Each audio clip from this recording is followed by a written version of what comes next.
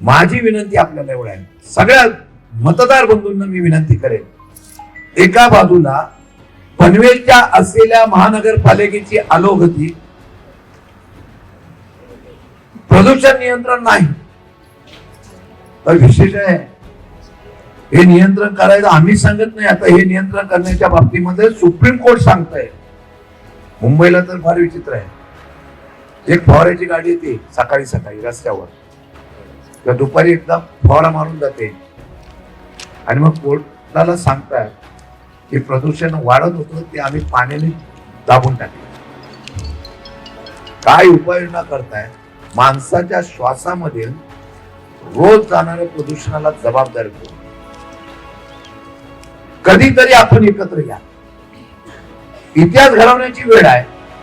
पुढच्या वेळा निवडणुका होतील का नाही माझ्यासारख्या कार्यकर्त्याला शंका आहे. लोकशाही आता राहणार नाही.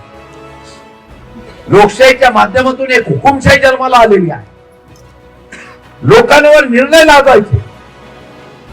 शेतकऱ्यांची कर्जमाफी करा म्हणून ओरडतोय, कर्जमाफी केली जात नाही. सामान्य माणसाचे टॅक्स कमी करा म्हणून सांगितलं जातं, त्यासाठी वेळ नाही. फक्त वेळ केंद्रातून राज्यातून एवढ्यासाठी येतो, मोठमोठी कामं घ्यायची.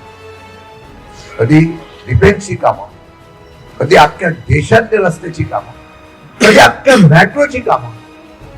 इतकी मेट्रो झालेली आहे, इतकी मेट्रो झालेली आहे, फक्त आता एका मेट्रोचं दुसऱ्या शहरामधल्या मेट्रोशी कनेक्शन द्यायचं बाकी राहिलेलं आहे. त्यामुळे एक छोटी कामं करत नाही.